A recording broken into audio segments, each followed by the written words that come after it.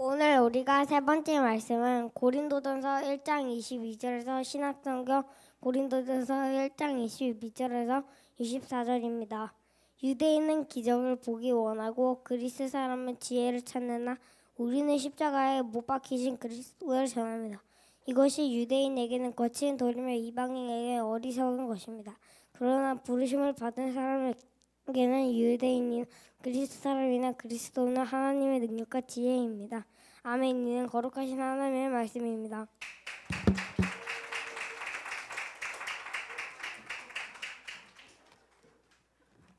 어우, 감사해요. 네. 민건이가 키가 이렇게 작은 줄 몰랐어요. 다음에는 보면들을 다시 놓도록 할게요. 네. 너무 잘 읽었습니다. 네. 자, 민건이가 7살이에요, 그렇죠? 네. 7살이에요. 네. 엄청 빨리 읽었어요. 네. 잘했습니다. 네. 자주 시켜도 되겠는데요, 그렇죠? 이제 제가 이번에 성경 봉독을 준비를 하면서 이제 이삭이랑 누구예요? 지한이도 할 때가 되지 않았나? 네. 네. 그래서 네. 기대를 하겠습니다. 네, 이제 준비를 해야 돼. 몇 달 안 남았어, 너네도. 자, 오늘 우리 2023년 9월 우리 주일 예배에 나오신 우리 성도님들을 환영하고 축복합니다. 오늘은 도망치거나 사랑하거나 라는 말씀으로 하나님 나라에 대해서 함께 묵상하도록 하겠습니다.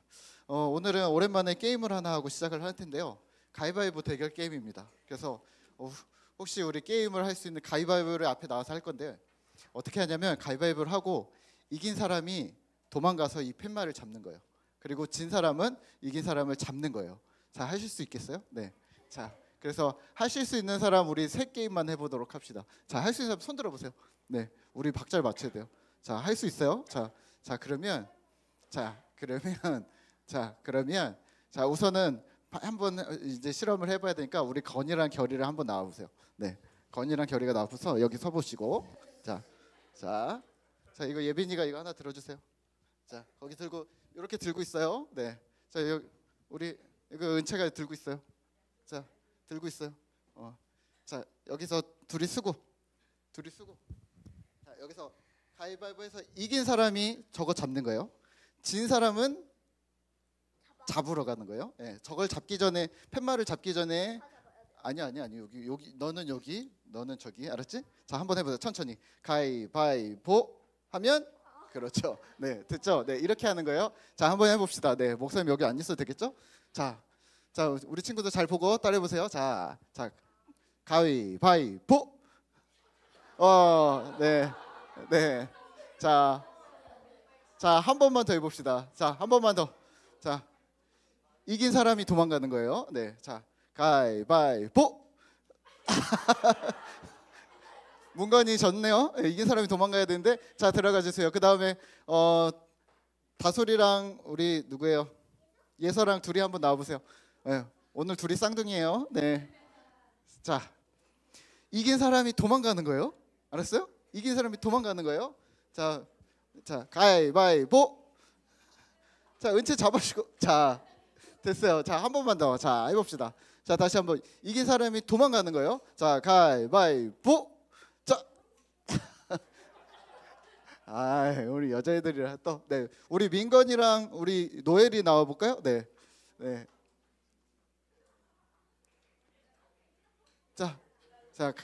자, 이긴 사람이 어떻게 한다고? 이긴 사람이 도망간다고요? 자, 가위바위보. 다시 가위바위보. 도망가야 되나 말아야 되나 막 그러니까 이긴 사람이 도망가는 거야. 자, 가위바위보.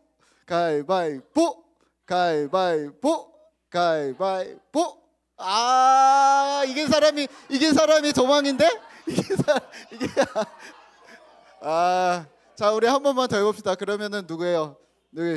민건이 언니.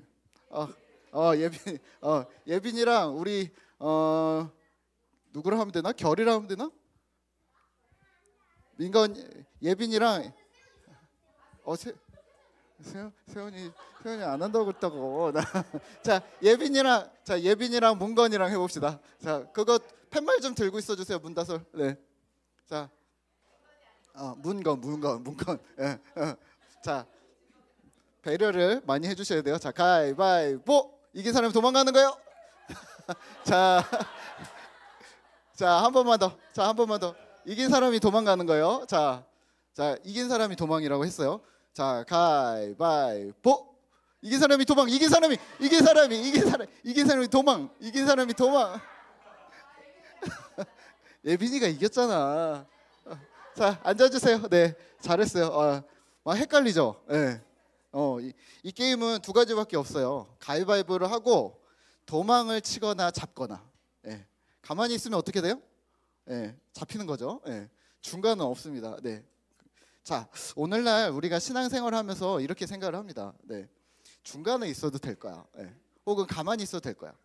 가끔 우리가 이겼는지 졌는지, 이게 도망가야 되는지 멈춰야 되는지, 우리가 약간 잡으러 가야 되는지 약간 헷갈릴 때가 있긴 한데, 그런 걸 우선 둘째 치고 우리는 그냥 중간에 있어도 될 거야 라고 생각을 할 때가 있습니다.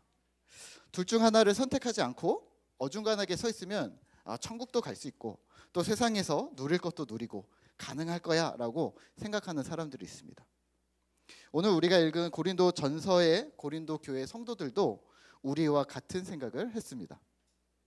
이들은 예수를 믿으면서, 정확하게는 교회 일도 열심히 하고 성경도 열심히 읽고 성경 말씀에 나오는 것처럼 모든 언변, 방언도 하고 신령한 은사도 있고 하나님에 관한 지식도 뛰어났지만 또 세상에 관한 지식도 뛰어났지만, 이들은 어떻게 행동했냐면, 첫 번째, 교회 공동체 내에서 편을 갈라 싸웠습니다. 너랑 나랑 달라. 우리는 가족은 아니야. 그냥 같은 교회 식구일 뿐이야 라고 얘기를 했습니다. 두 번째는 세속적인 관점으로 경쟁하고 판단했습니다. 이런 거죠. 사회적인 지위로 사람을 평가하거나 재산이나 학력이나 나이나 출신 지역으로 경쟁하고 서로 평가했습니다. 이뿐일까요? 신자가 되었으면서도 세 번째, 성적인 문란함들을 해결하지 않았습니다. 또 네 번째는 우상 숭배를 멈추지 않았습니다. 다섯 번째는 도덕적으로도 본이 될 필요가 없다고 생각했습니다. 교회 안에서 말이죠. 그리고 여기에 하나님께서 주신 여섯 번째로 영적인 은사들을 교만함으로 사용했습니다. 여기서 하나님과 교회라는 단어만 빼면 이들은 어쩌면 세상 사람들보다 더 심각한 수준이었습니다. 하나님도 아닌 세상도 아닌 어느 이상한 지점에 교회가 위치하고 있었던 거죠. 바울은 이들을 향해 이렇게 충고합니다. 오늘 9절과 10절인데 오늘 10절인데요. 10절 말씀을 같이 읽을까요? 10절입니다. 형제들아, 내가 우리 주 예수 그리스도의 이름으로 너희를 권하노니 모두가 같은 말을 하고 너희 가운데 분쟁이 없이 같은 마음과 같은 뜻으로 온전히 합하라. 아멘. 하나님은 미쁘시도다. 하나님은 신실하신데 교회 안에 있는 너희는, 믿음 안에 있는 너희는 싸우지 마라. 하나가 되라. 너희를 주께서 견고케 하실 것을 나는 믿는다라고 고백합니다. 그리고 여기에 새로운 방법, 새로운 기준을 제시합니다. 18절입니다. 가지고 계신 성경으로 우리 함께 같이 읽을까요? 십자가의 도가 멸망하는 자들에게는 미련한 것이요 구원을 받는 우리에게는 하나님의 능력이라. 아멘. 오늘 성경에서는 십자가의 도라고 표현을 하는데요. 이 십자가의 법칙을 이제는 오늘날 우리는 이렇게 말합니다. 하나님 나라. 자, 그러면 오늘 우리는 두 가지를 살펴보도록 하겠습니다. 첫 번째는 하나님 나라가 무엇인지, 두 번째는 신자된 우리는 어떻게 살아야 하는지, 그 이야기를 나누게 될 겁니다. 첫 번째는 하나님 나라, 두 번째는 그리스도인의 삶, 두 가지입니다. 첫째, 하나님 나라는 무엇일까요? 이 개념을 완전히 머리에 정립을 하셔야 하는데요. 하나님 나라는 하나님의 통치, 하나님의 다스림이라는 말입니다. 하나님이 다스리셔. 어디를? 첫 번째는 나를, 내 생각과 말과 행동을 다스리신다라고 말을 해야 합니다. 그리고 또 어디서 하나님이 우리를 다스리셔? 우리가 사는 세상, 교회, 학교, 회사, 더 나아가 국경을 넘어 대한민국, 아시아, 아메리카, 온 세상을, 온 지구촌을 하나님께서 다스리십니다. 또 어디를 다스리실까요? 온 우주를 다스리시겠죠. 지구가 태양을 돌게 하고, 또 별이 뜨거워졌다 차가워졌다, 또 별과 행성들이 만들어졌다 사라졌다, 또 은하계가 펑펑 막 확장이 되고 있다고 계속 이야기를 하는데, 온 세상 그리고 온 우주는 멈춰 있지 않습니다. 이 뒤에 누군가가 있는데 그게 하나님이시고 하나님이 주인 되신다는 말입니다. 그러니까 하나님 나라라는 단어를 들으시면 하나님은 나의 주인일 뿐만 아니라 온 우주의 주인 되심을 기억하시면 됩니다. 그래서 성경을 읽으실 때 주되심, 주님의 권능, 오른팔, 위엄, 통치, 다스림, 주재권, 주권 이런 단어들이 나올 때 우리는 하나님 나라라는 단어로 기억하시면 되겠습니다. 자, 그러면 이 하나님 나라가 왜 중요할까요? 새로운 기준이 되기 때문입니다. 지금까지 우리는 자기 중심적, 나 중심으로 살아왔던 우리가 하나님 중심으로 삶의 기준, 가치 판단이 바뀌기 때문입니다. 이런 거죠. 너 점심 뭐 먹을래? 그러면 나 오늘 햄버거. 오늘은 비가 오네. 나는 칼국수. 뭐 이렇게 우리가 우리 중심으로 얘기할 수 있잖아요. 이런 작은 질문들조차도 뭘 먹어야 하나님이 좋아하실까? 라고 생각할 수도 있다는 거죠. 물론 식사 메뉴는 원하는 거 드셔도 됩니다. 예. 하지만 그렇다는 겁니다. 모든 상황, 모든 선택의 기로에서 주인 되신 하나님을 기억하고 하나님이 다스리시도록 우리가 도구가 된다는 것이죠. 오늘 본문에서는 이걸 설명합니다. 22절입니다. 제가 읽겠습니다. 유대인은 표적을 구하고 헬라인은 지혜를 찾으나. 유대인들은 하늘의 표적을 구했습니다. 유대인. 헬라 철학으로 똑똑한 이 헬라인들은요, 진리가 무엇인지 지혜를 찾고 싶어 했습니다. 그러면 사람마다 원하는 것들이, 찾는 것들이 다르다는 얘기인데요. 오늘 세상은요, 오늘 우리가 살고 있는 세상은 성공을 따릅니다. 돈을 따릅니다. 명예를 따릅니다. 하지만 여기서 그리스도인들은 십자가에 못 박힌 예수를 전했습니다. 이게 서로가 안 맞는 거죠. 왜 갑자기 예수? 우리는 하늘의 표적을 구하는데 예수? 우리는 진리가 무엇인지 찾고 있는데 예수? 우리는 세상의 성공과 돈과 명예를 따르는데 갑자기 예수? 23절과 24절입니다. 우리 함께 같이 읽겠습니다. 우리는 십자가에 못 박힌 그리스도를 전하니 유대인에게는 거리끼는 것이요 이방인에게는 미련한 것이로되 오직 부르심을 받은 자들에게는 유대인이나 헬라인이나 그리스도는 하나님의 능력이요 하나님의 지혜니라. 아멘. 유대인들은요, 십자가의 예수를 싫어했습니다. 너는 가짜 메시아야 라고 이야기를 했던 거죠. 이방인들은요, 어리석다고 생각했습니다. 아니, 지금 교회 갈 때야? 성경 읽고 기도하면 밥이 나와? 떡이 나와? 말이 안 된다고 생각을 했습니다. 그런데 그리스도인들은 그렇게 했습니다. 하나님을 섬겼고 하나님께 예배했습니다. 왜 그랬을까요? 기준이 바뀐 거죠. 십자가 복음에 들어가고 그 은혜를 경험한 자들은 유대인이든 헬라인이든 어린이든 노인이든 남녀 상관없이 부르심을 받은 자들은 그리스도를 하나님의 능력, 하나님의 위대하심, 뛰어나심이라고 고백할 것입니다. 여기서 하나님 나라 비밀을 함께 좀 생각을 하셔야 되는데요. 하나님 나라 비밀이 뭐죠? 말씀을 읽고 듣는 자에게 믿음이 임한다입니다. 이 말씀이 하나님께로부터 왔음을 인정하고 그 말씀대로 살기로 힘쓰는 자, 힘쓰는 공동체, 힘쓰는 나라들에게 하나님 나라가 임한다. 소위 우리가 알고 있는 이단들이 말하는 천국 비밀, 천국 열쇠, 이것들은 지금은 비밀이 아닙니다.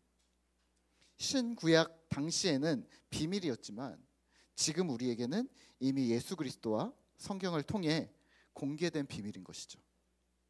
요점은요, 말씀을 읽고 듣는 자, 따르는 자에게 믿음이 임한다. 하나님 나라가 시작된다입니다. 자, 이 초청의 말씀은요, 오늘 이렇게 길게 좀 설명을 했는데요.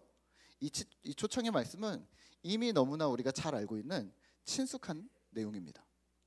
자, 그러면 질문 하나 드릴까요? 그러면 당신은 신자입니까? 하나님께로부터 부르심을 받은 자이십니까? 언제부터요? 어떻게 그렇게 됐나요? 그게 진짜입니까? 달라스 윌라드라는 신학자는 이렇게 얘기합니다.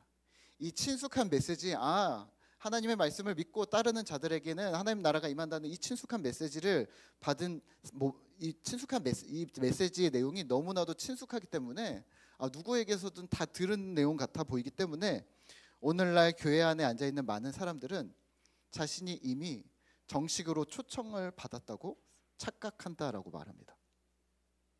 이런 거죠. 믿기로 동의했지만 아직 출발도 안 한 사람들, 하나님 나라 이야기가 먼 나라 이야기인 사람들이 교회 안에 상당수이다라고 말합니다. 왜 이렇게 얘기했냐면요, 정식 초청은 출발이기 때문입니다. 오늘 아이들이 가위바위보를 했잖아요. 가위바위보를 하고 이긴 진이 딱 나왔을 때 타다닥 움직여야 되는, 그게 출발인 겁니다. 정지가 아닌 거죠. 가위바위보를 딱 하고 난 졌는데 얘는 이겼는데 하고 잠깐 멈출 수 있다라고 생각하는 건 우리 생각이고요. 가위바위보를 하는 순간 탁 시작인 겁니다. 여러분들은 그렇다면 정식 초청을 들으신 건 맞습니까? 저는요, 저는 모태신앙으로 태어나서 교회를 다녔습니다. 태어날 때부터 교회를 다닌 거죠. 선택의 여지도 없었고요. 누가 나에게 교회 갈 거냐라고 물어본 사람도 없었습니다. 그냥 교회를 안 가면 큰일 났었고 무조건 교회를 가야 했습니다. 그래서 저도 그냥 다녔고 열심히 다녔습니다. 문제는 고등학교 때였는데요. 제가 신앙이 있는 건지 없는 건지, 언제 예수를 만났고 그 정식 초청에 내가 응했는지 불분명한 거예요. 내가 믿기로 했나? 언제? 왜? 무슨 사건이 있었나? 그땐 잘 몰랐으니까 스스로를 세뇌시켰습니다. 이게 제일 좋은 거야. 예수가 제일 좋은 거야. 딴 데 가면 후회해. 여기가 제일 좋다고 했으니까 그래, 믿자. 엄마가 거짓말했을 리 없으니, 우리 목사님이 거짓말했을 리 없으니 그냥 이게 제일 좋은 거라고 생각하자. 하나님이 날 선택했어. 그러면 그 외의 것에 대해서는 의문을 갖지 말자. 우선 내가 선택됐다니까. 여기가 가장 좋은 길이야. 다른 건 볼 필요도 없어. 라고 그렇게 계속해서 저를 세뇌시켰고 그렇게 배워왔습니다. 성실했던 거죠. 그렇게 해서 신학교를 갔는데요, 그게 아니었습니다. 믿음은 두 가지를 요구했습니다. 첫 번째는 동의입니다. 두 번째는 실행입니다. 다시요. 첫 번째는 동의입니다. 믿음에 내가 동의하는가? 두 번째는 실행입니다. 여러분들 혹시 회사에서도요, 결제 받으시잖아요. 혹은 회사에서 계약서 쓰시잖아요. 이렇게 생각하시면 됩니다. 도장 찍기 전까지, 결제에 사인하기 전까지 계속해서 수정합니다. 그렇지 않나요? 이렇게 해주시고요, 저렇게 해주시고요, 이건 이렇게 돌려주시고요, 이건 아닌 것 같은데 이건 바꿔주시고요. 계속해서 도장 찍기 전까지, 사인하기 전까지 계속해서 수정을 합니다. 내가 납득이 될 때까지, 내가 수긍할 때까지, 그래, 내가 이 정도면 양보할 수 있어, 그래, 여기까지는 내가 하자라고 우리가 할 때까지 계속해서 수정합니다. 그리고 도장 찍으면요, 실행입니다. 도장 찍고 사인하면 이대로, 계약서대로, 결제한 대로 실행하고 결과를 내야 합니다. 믿음도 마찬가지입니다. 하나님 앞에서 동의하는 과정이 있었는가? 내가 진짜 하나님의 말씀을 수긍하고 다 이해할 수 없어도 충분히 숙지하는 과정이 있었는가? 그래서 결정하기까지 괜찮습니다. 수많은 질문을 던지셔도 됩니다. 그래서 결정 하고 나면 그 다음은, 두 번째는 실행입니다. 전체적인 구원의 측면에서도 그렇지만 사실은 또 살아가면서 세세한 과정들이 반복됩니다. 주님이 결제하시고 우리가 실행하고, 주님이 결제하시고 실행하고, 이걸 반복하다 보면 어느새 우리는 예수 닮은 제자가 되어져 있는 거죠. 자, 그러면 교회에서는요, 동의를 많이 할까요? 실행을 많이 할까요? 둘 다 해야 되긴 합니다. 근데 교회는 실질적으로 교회 테두리 안에서는 뭘 많이 하냐면 공부를 많이 합니다. 동의를 많이 구하는 거죠. 성경 공부를 열심히 하는데요, 이번 주 금주부터 시작인데 공부하시고 책으로 하는 이유가 있거든요. 우리가 혹시 나오지 못하셔도 책만 읽으셔도 충분히 우리와 함께 박자를 맞춰 나갈 수 있기 때문에 책을 계속해서 정하고 있는 겁니다. 그런데 여튼 공부를 열심히 합니다. 공부를 왜 할까요? 더 잘 실행하기 위해서입니다. 제가 요즘에 테니스를 배우고 있는데요. 어느 날 코치가 저에게 이렇게 얘기했습니다. 회원님, 이제 코트에 나가셔도 될 것 같습니다. 제가 그래서 코치를 붙잡고 그날 질문을 엄청 던졌습니다. 코치님, 제가 뭘 준비해야 되나요? 제가 나갈 수 있을까요? 나가서 할 수 있을까요? 또 가장 많이 쓰는 동작은 뭘까요? 그러면 어디서 서 있어야 되나요? 뭐 단식을 해야 되나요? 복식을 해야 되나요? 가면은 누가 저를 끌어주나요? 뭐 이런 얘기들? 또 혹시 내가 둘이 하면은 복식을 하게 되면 민폐가 되지 않을까요? 제가 질문을 엄청 던졌습니다. 그랬더니 코치가 이렇게 대답을 했습니다. 회원님, 나가보시면 압니다. 나가보시면 질문이 바뀝니다. 우선 나가주세요. 이렇게 얘기를 하더라고요. 나가보지도 않고 이 안에서 계속 질문과 답변을 하는 것이 그렇게 의미가 없었던 거죠. 제가 드디어 지난주에 기회가 있어서 코트에 나갔습니다. 네, 어떻게 됐을까요? 뭘 느꼈을까요? 질문이 다 바뀌었습니다. 우선 코트가 엄청 넓었습니다. 제가 실내에서 레슨 받거든요. 코트에 나갔는데 코트가 거의 4배가 된 것 같은, 실내가 좀 좁거든요. 그렇게 좁은 줄은 몰랐습니다. 근데 거의 4배가 된 거예요. 공이 처음에는 코트 안에서는 좁으니까 여기서 공을 세게 던지면 못 받으니까 이거 너무 짧아서 그래. 멀리서 오면 공이 잘 받을 수 있을 것 같아 라고 생각을 했는데 저 멀리서 공을 빵 때리세요. 잘 칠 수 있겠네. 오는 게 쫙 보이네 라고 생각했는데 처음에는 공이 천천히 와요. 근데 내 앞에 왔는데 공이 한번 탁 튀는데 갑자기 훅 지나가는. 분명히 천천히 왔었는데 왜 여기서 빨라지지? 공이 저 멀리서 팡 지나가는 거예요. 그리고 또 하나는 제일 큰 거는 붕 떠서 오는 공이 있었습니다. 우리 코트는 이 정도거든요, 높이가. 아무리 높아요, 이 정도면. 근데 거기서는 이 천장을 뚫는 높이의 공들이 상당히 많이 쫙 이렇게 너무 키 높이서 오는 공들이 막 오는데 이건 실내에서 배운 대로 할 수가 있는 게 별로 없었습니다. 물론 초보자라서 그렇긴 하지만 이렇게 오는 공을 어떻게 하라는 거야? 자, 무슨 말이냐면 관념의 위력입니다. 행함이 없는 썰전, 설교 강단에서 계속 외치는 세속주의, 인본주의, 자기 중심성, 포스트 모던 이런 어떤 하나님을 거스르는 것의 이 관념들에 대해서 신자인 우리는 거부해야 되고 우리는 말과 생각과 행동에 그것들이 들어오지 않도록 싸워야 한다고 계속 말을 했습니다.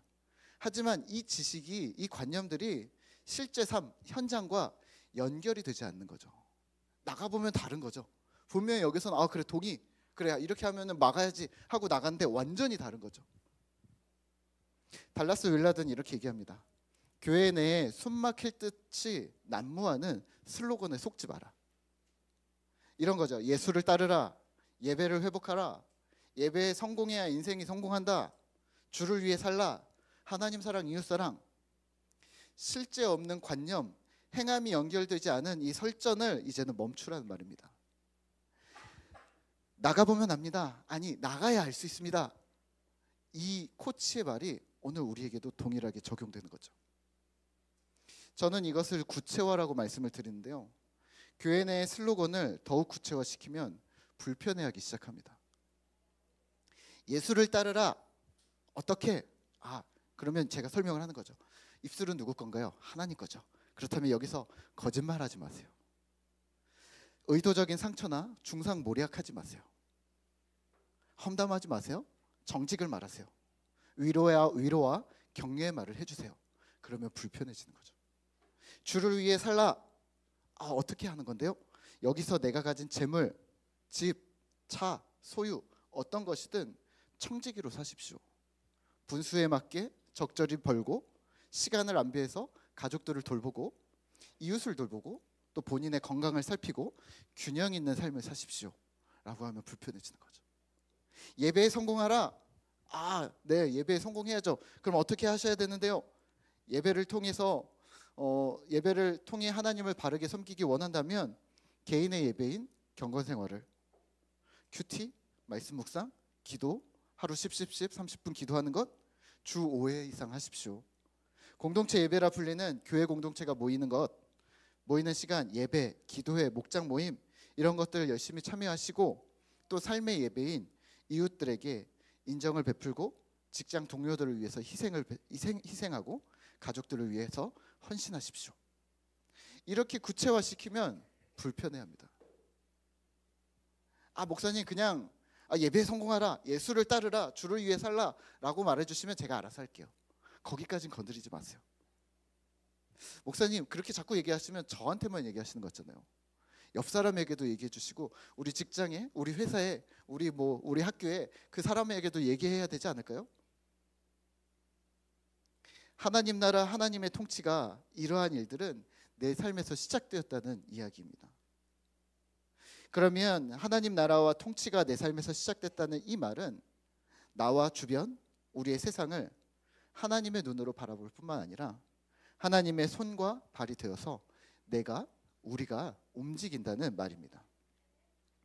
어떤 분은 이러세요. 목사님 너무 구체적으로 적용하지 말아주세요. 지적 같아 보입니다. 추상적으로 해주세요.